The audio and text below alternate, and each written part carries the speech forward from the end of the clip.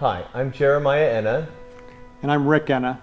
I am the founder of the Culture House. It's a nonprofit arts organization started in Kansas City. And it's amazing, it's been 17 years since we started.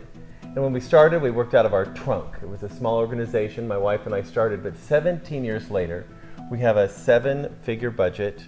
We have 700 students in our building every week, a professional dance company, music composers, and we perform in the best venues in Kansas City. And so it has been a whirlwind catching up, keeping up with this. And one of the things that I, of course, work on is development and fundraising. And the team that I work with does a great job. Of course, like many nonprofits, we feel we're always just behind the 8 ball and raising the money that we need to pay the bills and keep the doors open. But there's still a lot of opportunities we have to give up and miss, and literally that translates to serving people in our community. So there's hundreds of people and kids we'd love to do more for, but just can't. And one of the main areas that we're not able to get to is the whole endowment area. And I really feel, as we've talked about, that if we could make progress in the area of building an endowment for the Culture House, that it would really meet our needs, helping us to maintain our facilities and keep them top-notch, and mainly to bring stability to our programs, but open up opportunities, including way into the future, because we are developing young people to be leaders in the arts, and we would love the Culture House to be here for them in all parts of the city. And up until now, until we become members of the Future Needs funding, that hasn't been a possibility. Well, I'm really pleased that the Culture House has become members of the Future Needs Funding Network. As a professional advisor, I'm a certified financial planner and his brother, and I have not had the capability of helping the Culture House in that area just because of the dilemma they face. They have a lot of supporting financial and other professional advisors who are on their boards and supporting their communities. They have professional financial advisors like myself. They have attorneys, accountants, and just others who have great ideas and are just waiting to help out at any point in time. And one of the things that's been difficult is that I'll have, for example, it just happened last month, someone, a new relationship we were building, excited about what we're doing, and a financial advisor. But I can't really promote him in our organization because there are others on the board who are financial advisors, and it creates just kind of a conflict of interest. That is the dilemma. The very people that can help the donors in the Culture House and any other nonprofit organization community, who have the intimate relationships with those donors, who can help them clearly see their planned and legacy giving options, and most importantly, help them to take action, are not engaged to help the nonprofit because you politically can't endorse them. That's why I'm so pleased that we are part of the Future Needs Funding Network. Right, it's really helping.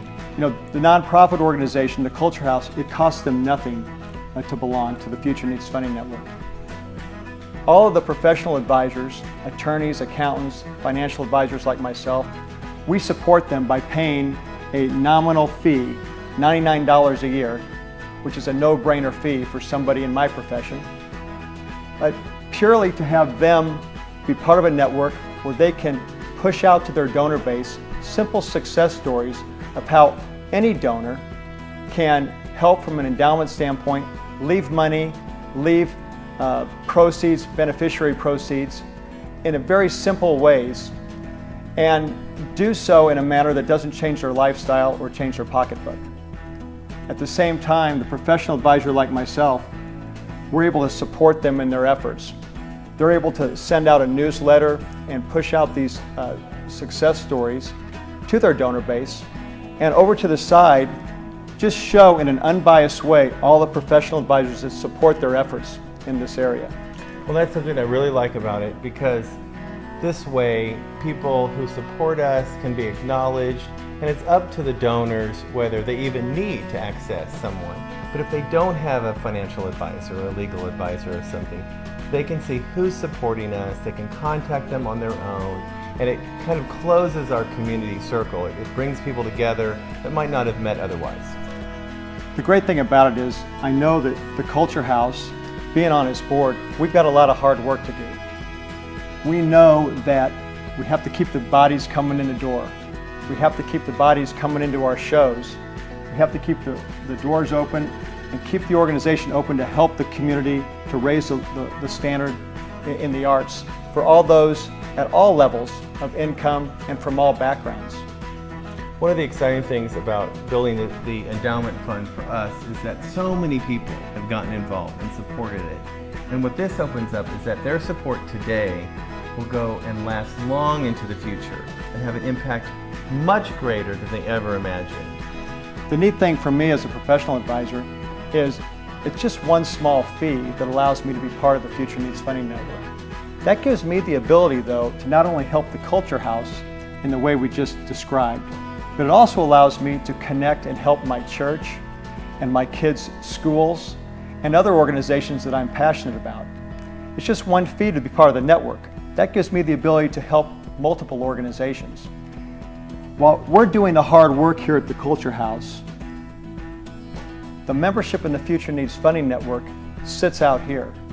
If one will is changed, or one beneficiary is changed on an IRA for a small percentage, if that happens, that's huge for the Culture House. Yeah, huge. And you don't have to do anything. And it doesn't cost me anything.